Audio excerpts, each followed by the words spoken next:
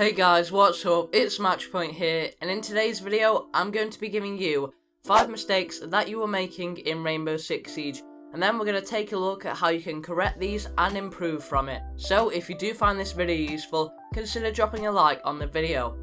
And if there are any topics that you would like me to cover next, or even if you do have a specific topic that you are struggling with and would like me to cover it, well, make sure you comment it down below so I know to do them. If this video does help you out, then make sure to subscribe for more tips and tricks videos like this one. Just a quick reminder that I do stream on Twitch on Mondays, Wednesdays and Fridays. Now there will be a link down below in the description if you would like to check it out. If you do need some more Siege in your life and want to become closer in the community, well, make sure to join the Discord with all of the other people in there, and there will be a link down below in the description. If you are new around here, welcome, and I hope you enjoy the video. So let's get on into it. The first mistake that we are going to be taking a look at is going to be peeking too slow.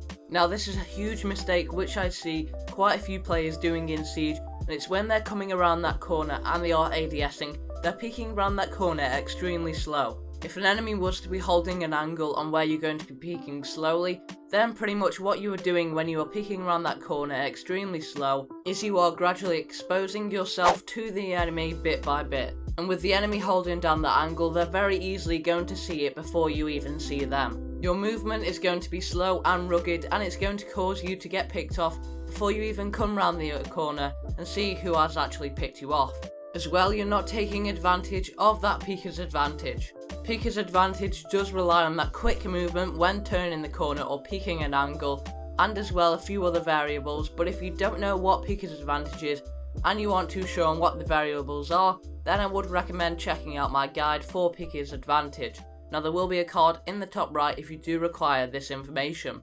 There will be an example on your screen of the typical movement that a player will do when slow peeking, and you can clearly see a difference when I will show you this fast peeking. Now there will be an example of the fast peeking on your screen, and what this is going to do is it's going to allow you to make your body move over to the one side in one swift movement. You're not going to be gradually exposing yourself to the enemy, instead it's going to be in one full movement. Not only will this throw the enemy off as they don't expect you to come around that corner so fast, but as well you are actually able to make it a fair and even gunfight by you seeing them first.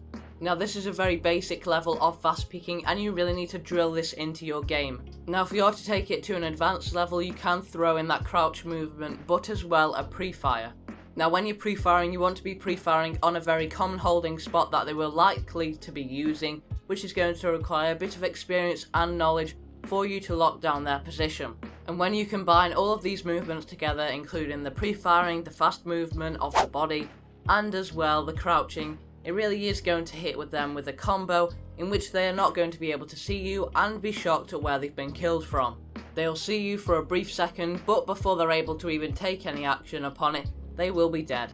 Now the next mistake that players are making in Rainbow Six Siege is going to be overpeaking. Now first of all, I'm going to be showing you an example of this, and it was submitted for a VOD review on stream. Now if you didn't already know, over on my live streams on Twitch, occasionally, when a viewer submits it in, I will do a VOD review for them. This is where I review one full ranked game live on stream for them, giving them pointers and tips for it. Not only is it useful for the person who has submitted it in, but others who are watching can as well pick up quite a few tips and tricks along the way. So if you would like to submit your VOD review, or just come and watch for the extra tips and tricks, well, there will be a link down below for my Twitch. Now as you can see here, Thermite is going to be opening that reinforced wall. And quite frankly, this position here is not going to be stable anymore. What the player should have done is rotated away to a different spot and not overpeak that area. As you can see, they eventually get picked off and killed because they were overpeaking. Quite frankly, you have the Thermite repelling, and as well anyone from the top of Skylight. In this situation, there are way too many angles that they could get shot from. It's a lot better to rotate away, take a different position, and wait for them to move. Now you should get a gut instinct that you need to rotate away in this situation. However, once you get in a habit of overpeaking, it can be very hard to break it with just that method. Therefore, when there are multiple angles that you do need to watch because of some play that the attackers made, you definitely need to rotate away. Or whether you are getting pushed by multiple enemies and are trapped with little rotation. Those are the scenarios where you need to rotate and stop overpeaking. If you do have a habit of overpeaking, try to rotate earlier than you usually would to try and break that habit. Now, as soon as this was pointed out, the player who submitted the VOD reviewing was able to quite frankly work on it straight away from the get-go. And now hopefully that I've shown you this, you will be able to. The third mistake that you are making in Rainbow Six Siege is going to be not being efficient in the prep phase. Now you may be thinking to yourself, well, what do I mean by this? Well, quite simply, it's where you're not doing enough and what you need to get done in the prep phase before that timer does run out. Now this is extremely important, and as a defender you will have quite a bit to do that will take up most of your time for the prep phase. Therefore, straight from the get-go, you should be making your rotations, you should be placing your gadgets down, and you need to get your murder hole set up and everything that you need done for your site composition. And there are many consequences of having a lack of efficiency during the prep phase, such as one being you trying to get that last reinforcement down, or you trying to make that rotation hole and end up getting picked off because the enemy is already hot on your toes. But as well, it can also lead to you not being able to get these rotation holes done because you don't want to get picked off. And having something like this not done during that preparation phase is going to have severe consequences later on in the game when you're trying to rotate and you need that fluid movement. Now the next mistake that players are making in Rainbow Six Siege is going to be not rotating or making smart decisions. Now this does gradually link in with overpeaking as well. Now let me give you an example for this so I can make it as clear as possible for you. If you are a roamer, for example, and you have just engaged in a gunfight with the enemy, however you're not quite able to secure that kill and you let them slip away. In this situation, you do not want to be chasing after them, getting greedy for that kill. Instead, you need to be making that smart decision to rotate away to a new position to catch them off guard later on in the game. As a roamer, you don't want to get picked off because of something silly like you getting greedy, and let them have that map control for the rest of the game, which is really going to turn it into their favour. The difference here between overpeaking and making those smart rotations is that overpeaking is going to be in regards to making those aggressive peaks when there is no need. However, rotating away and making the smart decision simply means that you know when to get out of a bad situation when you need to. Remember, there are many ways in which you can rotate out through the impact grenade, with it being a distraction, and as well using it for hatches and other soft walls for simply that fluid movement of a rotation. The final mistake that I see a lot of players making in Siege is going to be planting in bad spots. Now this is in regards to the diffuser. Planting the diffuser is really the last straw of the game, so it is crucial you get it right. And in a lot of scenarios, planting the diffuser in a bad spot can really throw that game away after you've done all that work.